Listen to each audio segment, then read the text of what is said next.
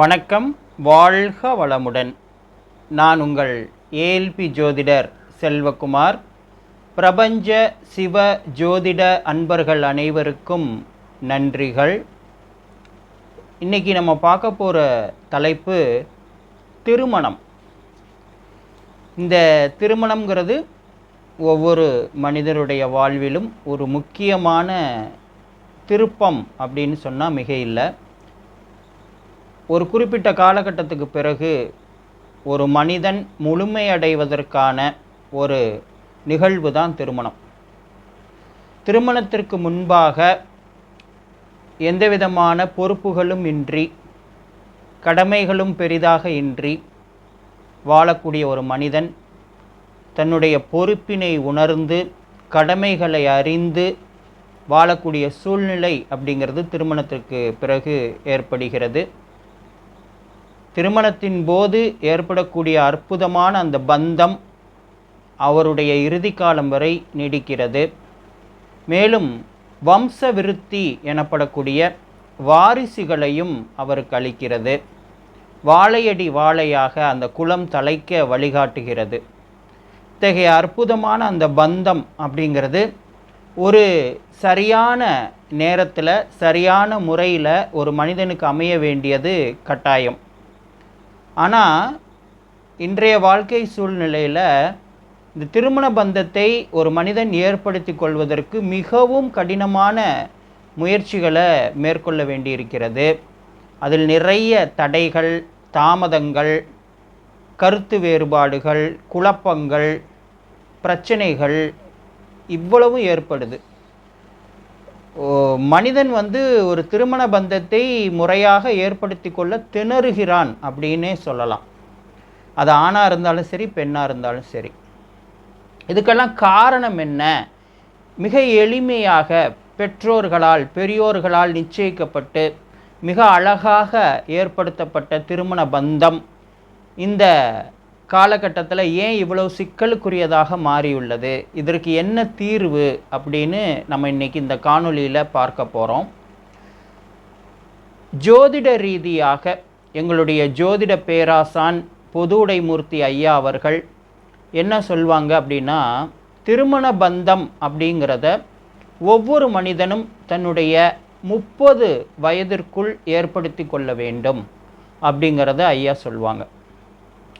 அதாவது தன்னுடைய பிறப்பு லக்னத்திலிருந்து 3வது லக்னத்திற்கு ஏஎல்பி லக்னம் மாறும் பொழுது அதற்கான முயற்சியை துவங்க வேண்டும். அந்த 3வது லக்னம் முடிவடைவதற்குள் திருமண பந்தத்தை ஏற்படுத்தி கொள்ள வேண்டும் அப்படிங்கிறது ஒரு கணக்கு. குறிப்பாக ஒருத்தர் மேஷ லக்னத்தில் பிறந்திருக்கார் அப்படின்னா அவருடைய 20வது வயது முடிவடையும் தருணத்தில் அவர் மிதுன லக்னத்தில் என்றாவார்.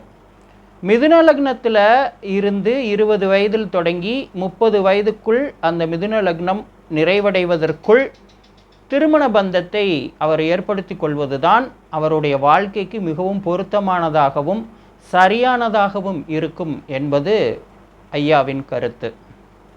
இது பல்வேறு விஷயங்களை கருத்தில் கொண்டு அறிவியல் ரீதியாக, ஜோதிட ரீதியாக, பொருளாதார ரீதியாக மற்றும் உடல் இயக்கத்தையும் கவனத்தில் கொண்டு இந்த முடிவினை ஐயா கொண்டு வந்து கொடுத்துருக்கார். பல்வேறு காரணங்கள் இதற்கு பின்னாடி இருக்குது. இப்போது எல்லாராலும் அப்படி சரியான நேரத்தில் திருமண பந்தத்தை ஏற்படுத்தி கொள்ள முடிகிறதா அப்படின்னு பார்த்தா முடியலைங்கிறது தான் இன்றைக்கி இருக்கிற காலகட்டம். அப்போது எதெல்லாம் தடையாக இருக்கும் அப்படிங்கிறத ஜோதிட ரீதியாக பார்ப்போம். எதெல்லாம் தடையாக இருக்குன்னு பார்த்தீங்கன்னா, ஜோதிட ரீதியாக செவ்வாய் தோஷம், ராகு கேது தோஷங்கள், புத்திர தோஷம், கலத்திர தோஷம், இப்படி பல்வேறு விதமான பயமுறுத்தக்கூடிய வார்த்தைகள் நம்ம காதில் கேட்குது. ஆனால் இதெல்லாம் காரணமானா இதெல்லாம் காரணமே அல்ல. ஏன்னா நம்ம ஏஎல்பி ஜோதிடத்தில் இந்த தோஷங்கிற வார்த்தையே நம்ம உபயோகிப்பது இல்லை. குறிப்பாக செவ்வாய் தோஷம், கலத்திர தோஷம், புத்திர தோஷம், நாகதோஷம் இந்த மாதிரி வார்த்தைகளை நம்ம பிரயோகம் பண்ணுவது இல்லை. அப்போ இந்த தோஷங்கள்லாம் பாதிக்காதா? இதுக்கெல்லாம் எந்த விதமான முக்கியத்துவமும் இல்லையான்னு கேட்டிங்கன்னா இல்லை அப்படிங்கிறது தான் உண்மை. அதாவது ஒரு குறிப்பிட்ட காலகட்டத்தில் அறிவியல் வளர்ச்சி அடையாத ஒரு சூழ்நிலையில், படிப்பறிவு அதிகம் இல்லாத ஒரு தன்மை இருந்த காலகட்டத்தில், புரிதல்ங்கிறது மக்கள்கிட்ட கம்மியாக இருந்த காலகட்டத்தில் இதை தோஷம் அப்படின்னு சொல்லி அறிவுறுத்தி அதுக்கு சில விஷயங்களை பரிகாரங்களாக செய்ய சொன்னாங்க. ஜாதகங்களை திருமணத்திற்காக இணைக்கும் பொழுது அதற்கு தகுந்த ஜாதகங்களை இணைச்சாங்க பெரியவங்க. ஆனால் இன்றைக்கி அப்படி இல்லை. நல்ல புரிதல் இருக்குது, அறிவியல் முன்னேற்றம் இருக்குது. ஆகவே இந்த காலகட்டத்தில் அந்த வழிமுறைகளை பின்பற்றணுங்கிற அவசியம் இல்லை. அப்போது இப்போ உண்மையாலுமே என்னென்ன தடைகள் ஒரு திருமணத்தில் இருக்குது அப்படின்னு சொல்லி பார்த்திங்கன்னா, ஜோதிட பேராசன் பொதுவுடைமூர்த்தி ஐயா அவர்கள் தெளிவாக சொல்வாங்க, எதிர்பார்ப்புகள் தான் முக்கியமான தடைகளாக தற்போதைய காலகட்டத்தில் திருமணத்திற்கு அமைகிறது அப்படிங்கிறத குறிப்பிடுறாங்க. எதிர்பார்ப்புகள்னால் என்ன? குறிப்பாக என்னுடைய வாழ்க்கை துணைவர் நான் நினைக்கிற மாதிரி தோற்றத்தில் இருக்கணும், நான் நினைக்கிற மாதிரி கல்வி முடிச்சிருக்கணும், படிச்சிருக்கணும், நான் நினைக்கிற மாதிரி வேலையில் இருக்கணும், நான் நினைக்கிற மாதிரி குடும்பமாக இருக்கணும். இப்படி ஒரு பெண்ணுக்கு ஏகப்பட்ட எதிர்பார்ப்புகள். பையனுக்கும் அதே தான். அவருக்கு மட்டும் சலைச்சவர் இல்லை, அவரும் இதே மாதிரி எதிர்பார்ப்புகளை பெண் மேலே வைக்கிறார். இப்போ இது மீட் அவுட் ஆகுதா அப்படின்னு பார்த்தீங்கன்னா, நீங்கள் எதிர்பார்ப்புகளை அதிகரித்து செல்ல செல்ல செல்ல உங்களுக்கான தேடுதல் வட்டம்ங்கிறது குறைஞ்சி போயிடுது. இவ்வளவு ரெஸ்ட்ரிக்ஷன்ஸ் வச்சுக்கிட்டு நீங்கள் ஒரு வரன் தேடுனீங்கன்னா அப்போது உங்களுக்கு சாய்ஸஸ் ரொம்ப கம்மியாக இருக்கும். அந்த சாய்ஸஸில் நீங்கள் சூஸ் பண்ணி பார்க்கும் பொழுது ஜாதகம் பொருந்தாமல் போகலாம், அல்லது அவங்களுக்கு அவங்களோட எதிர்பார்ப்புக்கு தகுந்த மாதிரி நீங்கள் இல்லாமல் இருப்பீங்க. அதனாலேயே திருமணம் தள்ளி தள்ளி தள்ளி தள்ளி போகுது. அப்போ இதுக்கு என்ன தீர்வு அப்படின்னா, நம்ம என்ன சொல்கிறோம் ஏஎல்பி ஜோதிடத்தில்னா, முதல்ல திருமண வரன் பார்க்கக்கூடிய பெற்றோர்கள் தங்களுடைய குழந்தைகளையும் கூட அழைச்சிக்கிட்டு ஒரு ஏஎல்பி ஜோதிடர்கிட்ட போகணும். போய் உக்காந்து பையனோட ஜாதகம் அல்லது பொண்ணோட ஜாதகத்தை ஏஎல்பி ஜோதிடர்கிட்ட கொடுத்து, அந்த பையனோட ஜாதகத்திற்கு எந்த மாதிரி வாழ்க்கை துணைவர் அமைவார், என்ன மாதிரி சூழ்நிலையில் திருமணம் நடைபெறும், என்ன மாதிரி எதிர்பார்ப்புகள் பூர்த்தியாகும், என்னென்ன மாதிரி எதிர்பார்ப்புகள் பூர்த்தியாக வாய்ப்பில்லை, யாரால் திருமணம் நிச்சயிக்கப்படும், இப்படி எல்லா விஷயங்களையும் தெரிஞ்சுக்கணும். இன்றைக்கி ஏஎல்பி ஜோதிடத்தில் உயர்நிலை மேல்நிலை படித்த மாணவர்கள் ஒரு ஜாதகத்தை கையில் எடுத்த உடனேயே இவருக்கு எந்த மாதிரி வாழ்க்கை துணைவர் அமைவார்கள், படித்த பொண்ணா படிக்காத பொண்ணா, வேலை பார்க்குற பொண்ணா வேலை இல்லாமல் இருக்கிற பொண்ணா, வசதியான வீட்டிலேருந்து வரக்கூடிய பொண்ணா, இல்லை நடுத்தரமான குடும்பத்திலேருந்து வரக்கூடிய பொண்ணா, தோற்றத்தில் மிக அழகான பொண்ணா, இல்லை பார்க்க லட்சணமான பொண்ணா, இவ்வளோ விஷயங்களையும் சொல்ல முடியும். இவருக்கு இப்படித்தான் அமையணுங்கிற விதி இருக்குது. ஆனால் அதை விட்டுட்டு இவர் வேறு மாதிரி தேடிட்டே இருந்தார்னா அது கிடைக்கவே கிடைக்காது. அப்போ நேரம் காலம்தான் வீணாக விரயமாயிட்டே இருக்கும். அப்போது ஒருத்தர் எனக்கு எந்த மாதிரி வாழ்க்கை துணைவர் அமைவார், யாரால் திருமணம் நிச்சயிக்கப்படும், என்ன மாதிரி சூழ்நிலையில் திருமணம் நடைபெறும், என் திருமண வாழ்க்கை எவ்வாறு இருக்கும், நான் என்னென்ன மாதிரி எதிர்பார்ப்புகளை வச்சுக்கலாம், எது மாதிரி எதிர்பார்ப்புகளை வச்சுக்கக்கூடாது, இதையெல்லாம் ஒரு ஏஎல்பி ஜோதிடர்கிட்ட தெரிஞ்சுக்கிட்டு அதற்கு தகுந்த மாதிரி பெண் அல்லது ஆணை ஒரு வரனாக தேடும் பொழுது கண்டிப்பாக அவர்களுடைய எதிர்பார்ப்புகள் பூர்த்தியாவதோடு வெகு விரைவில் அவர்கள் தேடுகிற வரன் கிடைத்து திருமணமும் நடைபெறும். அதே மாதிரி சில காலகட்டங்களில் ஜோதிட ரீதியாக திருமண தடை என்பது இருக்கும். அப்போ அந்த திருமண தடை இருக்கிற காலகட்டத்தில் என்ன மாதிரி நடவடிக்கைகளை மேற்கொள்ளணும், என்ன மாதிரி நம்மளுடைய தேடுதல் உத்திகளை நம்ம சேஞ்ச் பண்ணணும் அப்படிங்கிறதையும் தெரிஞ்சுக்கணும். சில சமயத்தில் என்ன சொல்வோன்னா, பக்கத்தில் இருக்கிற மாதிரி பொண்ணு அமையாதுங்க, கொஞ்சம் தூரத்தில் ஒரு 60-70 கிலோமீட்டர் தள்ளி தான் பொண்ணு அமையும். அந்த மாதிரி நீங்கள் தேடுங்க அப்படின்னு சொல்லுவோம். அப்படி தேடினாங்கன்னா உடனே பொண்ணு அமையும். அதே மாதிரி மாப்பிள்ளை தேடுறவங்களுக்கு நம்ம என்ன சொல்லுவோன்னா, நீங்கள் வந்து வேலையில் இருக்கிற மாப்பிள்ளையே தேடிட்டுருக்கீங்க, இந்த பொண்ணுக்கு பிஸ்னஸில் இருக்கிற மாப்பிள்ளை தான் அமையணுங்கிறது அந்த பொண்ணோட ஜாதகத்தில் இருக்குது, அப்போது பிஸ்னஸில் இருக்கிற மாப்பிள்ளையாக தேடுங்க அப்படின்னு சொல்லுவோம். சில பேருக்கு வெளிநாட்டில் இருக்கிற மாப்பிள்ளை தான் அமையணும்னு ஜாதகத்தில் இருக்கும், அப்போது வெளிநாட்டில் இருக்கிற மாப்பிள்ளையாக தேடுங்க அப்படின்னு நம்ம சொல்லுவோம். சில பேருக்கு என்ன சொல்லுவோன்னா, ஆச்சரியகரமாக இந்த மாதிரி ஒரு வாய்ப்பெல்லாம் வரும் சொல்கிறதுக்கு. பொண்ணுக்கும் மாப்பிள்ளைக்கும் ஏதாவது ஒரு விஷயத்தில் பொருந்தாத ஒரு தன்மை இருந்தாகணுங்கிறது விதியாக இருக்கும் அவங்க ஜாதகப்படி. குறிப்பாக பொண்ணு ஹைட்டாக இருக்குது, மாப்பிள்ளை கொஞ்சம் குட்டையாக இருக்காப்லையே, பொண்ணு ரொம்ப ஃபேராக இருக்குது, பையன் கொஞ்சம் டார்க்காக இருக்காப்புல, பையன் அதிகமாக படிச்சிருக்காப்புல, பொண்ணு கொஞ்சம் கம்மியாக தான் படிச்சிருக்கு, பையன் வந்து நிறைய சம்பளம் வாங்குறாப்புல, பொண்ணு ஏதோ சின்ன கம்பெனியில் தான் வேலை பார்க்கும் போல். இப்படி ரெண்டாவது மாப்பிள்ளை வீடு நல்ல வசதி, பொண்ணு வீடு அவ்வளோ வசதி இல்லை. ஏதாவது கல்யாணத்துக்கு வர்றவங்க ஒரு குறை சொல்லணும் அந்த ஜோடியை பார்த்து, ஏதாவது ஒரு குறை சொல்கிற மாதிரி வரனை தான் பார்த்து அமைக்கணுங்கிறது விதியாக இருக்கும். அப்படி அமைச்சா தான் அது நல்லாவும் இருக்கும். ஏன்னா பர்ஃபெக்டாக பார்த்து அமைச்சிங்கன்னா அவங்க வாழ்க்கையில் ஏதாவது சிக்கல்கள் வரும். அப்போ அந்த மாதிரி அமைப்பு இருக்கிறவங்களுக்குமே ஏஎல்பி ஜோதிடர்கள் தெளிவாக சொல்லிடுவாங்க, நீங்கள் வந்து ஏதாவது ஒரு விஷயத்தில் காம்ப்ரமைஸ் பண்ணிவிட்டு பொண்ணு பாருங்கள், அமையும், அது நல்லாவும் இருக்கும் அந்த திருமண வாழ்க்கை அப்படிங்கிறத சொல்லுவோம் நம்ம. அது மட்டும் இல்லாமல் இப்போ வந்து சில ஜாதகத்தில் தாய்மாமா வந்து வரன் தேடுனா உடனே வரன் அமையும் அப்படின்னு நாங்கள் சொல்லுவோம். அப்போ அதை நீங்கள் அந்த அறிவுரை ஏற்று தாய்மாமா மூலமாக முயற்சி பண்ணிங்கன்னா உடனே காலதாமதம் இல்லாமல் வரன் அமையும். சில இடத்துல அப்பா முயற்சி பண்ணணும் அப்படின்னு சொல்லுவோம். சில இடத்துல பெரியப்பா சித்தப்பான்னு கூப்பிடக்கூடிய உறவு முறையில் இருக்கிறவங்க பொண்ணு தேடுனா உடனே அமையும்னு சொல்லுவோம். இப்படி உறவு முறைகளில் யார் வந்து இந்த ஜாதகருக்காக வரன் பார்த்தா உடனே அமையும் அப்படிங்கிறதையும் நம்ம சொல்ல முடியும். சில பேருக்கு திருமண தகவல் மையத்தின் மூலமாக, கல்யாண தரகரின் மூலமாகத்தான் அமையும் அப்படிங்கிறதையும் அறுதியிட்டு கூற முடியும்.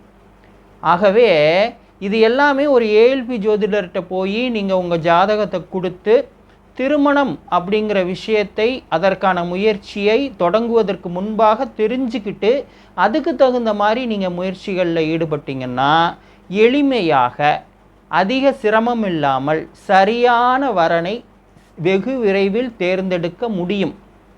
அது மட்டும் இல்லை, நுணுக்கமாக பார்த்து எப்பெல்லாம் இந்த பையனுக்கு திருமண வாய்ப்பு இருக்குது அப்படிங்கிறதையும் சொல்ல முடியும்.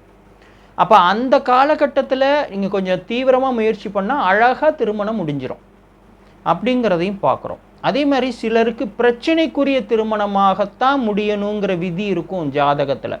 அவங்களுக்கு நம்ம முன்கூட்டியே சொல்லி அலர்ட் பண்ணிடுவோம், இவங்களுக்கு வந்து பிரச்சனைக்குரிய திருமணமாக இருக்கிறதுக்கு வாய்ப்பு இருக்குங்க.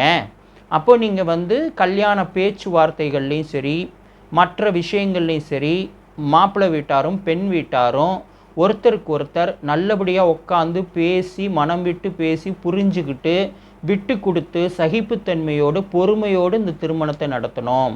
முக்கியமாக வார்த்தைகளில் ரொம்ப கவனமாக இருக்கணும் அப்படிங்கிற அறிவுரையும் நம்ம கொடுப்போம். இப்போ அதை ஃபாலோ பண்ணால் ஓரளவுக்கு பிரச்சனைகளை தவிர்க்க முடியும். பிரச்சனைகள் வரும், ஆனாலும் அதை ஈஸியாக ஹேண்டில் பண்ணி அந்த திருமணத்தை நடத்திட முடியும் அப்படிங்கிறத பார்க்குறோம். இப்படி சில காரணங்களால் தான் திருமணம் வரைக்கும் வந்து திருமணம் நின்று போகிறது, நிச்சயதார்த்தம் முடிஞ்சு கூட திருமணம் நின்று போகிறது, பத்திரிக்கை அடித்து கூட திருமணம் நின்று போகிறதெல்லாம் நடக்குது. இதெல்லாம் முன்கூட்டியே நம்ம சொல்லிட்டோம்னா அவங்க புரிஞ்சு நடந்துக்கிட்டாங்கன்னா இதை தவிர்க்க முடியும் அப்படிங்கிறத பார்க்குறோம். காதல் திருமணத்திற்கு வாய்ப்பு இருக்குது அப்படிங்கிறத முன்கூட்டியே பெற்றோர்களுக்கு சொல்ல முடியும். உங்கள் குழந்தை வந்து கண்டிப்பாக இந்த காலகட்டத்தில் காதல் வயப்படுவாங்க, காதலிக்கிறவங்கள தான் திருமணமும் பண்ணிக்குவாங்க அப்படிங்கிறத நம்ம சொல்ல முடியும். சொல்லி பெற்றோர்களுக்கு அறிவுரை சொல்ல முடியும். என்னென்னா, நீங்கள் என்ன தான் தலைகள் தான் நின்னாலும் நடக்க போகிறதில்ல, அவங்க காதலிக்கிறவரை தான் திருமணம் பண்ணிக்க போகிறாங்க. அப்போது நீங்கள் என்ன பண்ணுங்கன்னா, நீங்களே கௌரவமாக பேசி, 2 பேரோட தாய் தகப்பனாரும் பேசி நல்ல சுமூகமான முறையில் அந்த திருமணத்தை முடித்து வச்சுருங்க. தயவுசெய்து திருமணத்துக்கு தடையாக நிற்காதீங்க, அவங்க திருமண வாழ்க்கை பின்னாடி நல்லா தான் இருக்குது அப்படிங்கிறதையும் நம்மளால் சொல்ல முடியும். இப்படி A to Z திருமணம் சம்பந்தமான எல்லா விஷயங்களிலும் ஒரு தெளிவான வழிகாட்டுதல்களை முன்கூட்டியே அறிவுறுத்தி அதற்கான தீர்வுகளையும் தரக்கூடிய ஒரு அற்புதமான கலையாக ALP ஜோதிடக்கலை திகழ்கிறது. அதனால் எல்லோருமே, குறிப்பாக வரன் தேடக்கூடிய பெற்றோர்கள், தனக்கு வாழ்க்கை துணைவரை தேடக்கூடிய ஆண் பெண் இருவருமே ஒரு ALP ஜோதிடரை அணுகி யாருக்கு திருமணம் நடக்கணுமோ அவரோட ஜாதகத்தை கொடுத்து இவருக்கு என்ன மாதிரி வாழ்க்கை துணைவர் அமைவார், என்ன மாதிரி திருமணம் நடைபெறும், எப்போ திருமணம் நடைபெறுங்கிற மாதிரி விஷயங்களை முன்கூட்டியே தெரிஞ்சுக்கிட்டு அதுக்கு தகுந்த மாதிரி நீங்கள் உங்களுடைய முயற்சிகளை எடுத்தீங்கன்னா திருமணம்ங்கிறது ஒரு பெரிய விஷயமே அல்ல. மிக எளிமையாக, சுமூகமாக, தடையில்லாமல் சரியான நேரத்தில் அந்த நிகழ்வினை நீங்கள் நிகழ்த்தி கொள்ள முடியும் அப்படிங்கிறத இந்த காணொளி வாயிலாக தெரிவிச்சுக்கிறோம். அது மட்டுமல்ல, இந்த செவ்வாய் தோஷம் அப்படிங்கிற விஷயம் பெரிதாக பேசப்படுது. இது ஒன்றும் இல்லை, பிறப்பு லக்னத்திற்கு 12லையோ 2லையோ 4லையோ 7லையோ 8லையோ செவ்வாய் இருந்தால் அது தோஷம் அப்படின்னு சொல்லப்படுது. இது பிறப்பு லக்னத்திற்கு. நம்ம ALP லக்னத்தில் திருமணம் நடைபெறும் பொழுது குறைஞ்சபட்சம் 3 லக்னம் மாறி வந்துடும். அப்போது செவ்வாய் இருக்கக்கூடிய இடம்ங்கிறது மாறிடும். அப்போ தோஷமே இருக்காது பெரும்பாலும். ஆனால் சில சமயம் இப்போ மாறி இருக்கிற ALP லக்னத்திற்கு செவ்வாய் 12லையோ லக்னத்திலையோ 2லையோ 4லையோ 7லையோ 8லையோ இருப்பார். அப்போது பாதிப்புகளை ஏற்படுத்துமா அப்படின்னு பார்த்தா சிறிய அளவில் பாதிப்புகள் ஏற்படும். எப்படின்னா, இப்போ உதாரணத்துக்கு சொல்கிறேன், 2ல் செவ்வாய் இருந்தார் அப்படின்னா அந்த ஜாதகர் கொஞ்சம் அதிகமாக கோபப்பட்டு வார்த்தைகளை வீசிடுவார். அது எதிராளியை காயப்படுத்திடும். அது நண்பர்களாக இருந்தாலும் சரி, பெற்றோர்களாக இருந்தாலும் சரி, குடும்பத்தாராக இருந்தாலும் சரி, அடுத்து வரக்கூடிய வாழ்க்கை துணைவராக இருந்தாலும் சரி, அவங்கள்ட்ட கோபப்பட்டு அவசரப்பட்டு வார்த்தைகளை விட்டுருவார். இப்போ அவங்க மனம் ரொம்ப காயப்படும். அதனாலேயே 2 பேருக்கிடையே கருத்து வேறுபாடுகள், வருத்தங்கள்லாம் ஏற்படும். அப்போ என்ன பண்ணணும், அந்த ஜாதகருக்கு எஜுகேட் பண்ணணும். இந்த காலகட்டத்தில் நீங்கள் செவ்வாயோட நட்சத்திரம் ஆக்டிவேட்டாக இருக்குது, அப்போது நீங்கள் 2ல் செவ்வாய் இருக்கனால கொஞ்சம் வார்த்தைகளில் கவனமாக பேசுங்க அப்படிங்கிற விஷயங்களை நம்ம அறிவுறுத்தினாலே போதும். அவங்க அதை ஃபாலோ பண்ணாங்கன்னா இந்த செவ்வாய் 2ல் இருக்கிறதுனால வரக்கூடிய பிரச்சனைகளுக்கு தீர்வு வந்துடும். அது எந்த விதத்திலே அவங்கள பாதிக்காது. இதே தான் 4ல் இருக்கிறதுக்கும் 7, 8, 12 இருக்கிறதுக்குமான ஒவ்வொன்றுக்கும் நம்ம தீர்வு கொடுக்க முடியும். எப்படி நடந்துக்கணும் அந்த காலகட்டத்தில் அப்படிங்கிறது தீர்வினை கொடுக்க முடியும். அதே போல தான் ராகு கேது தோஷங்களும் அந்த காலகட்டத்தில் எவ்வாறு நடந்துக்கணும், என்னென்ன மாதிரி வழிபாடுகள் பண்ணணும், என்னென்ன விஷயங்கள் பண்ணலாம், என்னென்ன விஷயங்கள் பண்ணக்கூடாது அப்படிங்கிற தெளிவான அறிவுறுத்தல்களை கொடுக்க முடியும். அதை அவங்க ஃபாலோ பண்ணாங்கன்னா அவங்க வாழ்க்கையில் எந்த பிரச்சனைகளும் வராமல் பார்த்துக்கலாம்.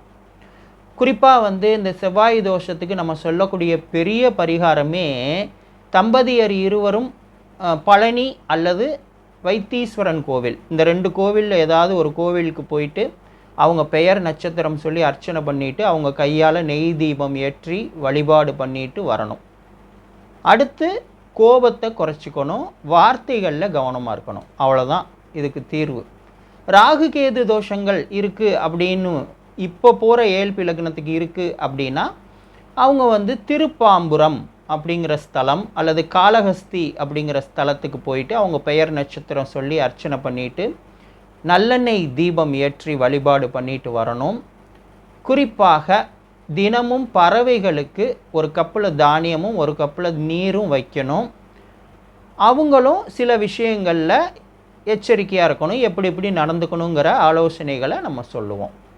ஆக திருமணம் சம்பந்தமான அத்தனை விஷயங்களுக்குமே ALP ஜோதிடத்தில் எளிமையான, அறிவியல் ரீதியான, உளவியல் ரீதியான தீர்வுகளை ஜோதிட பேராசான் பொதுவுடைமூர்த்தி ஐயா அளிச்சிருக்காங்க.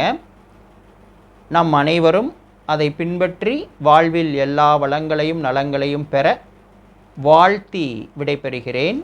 வாழ்க வளமுடன்.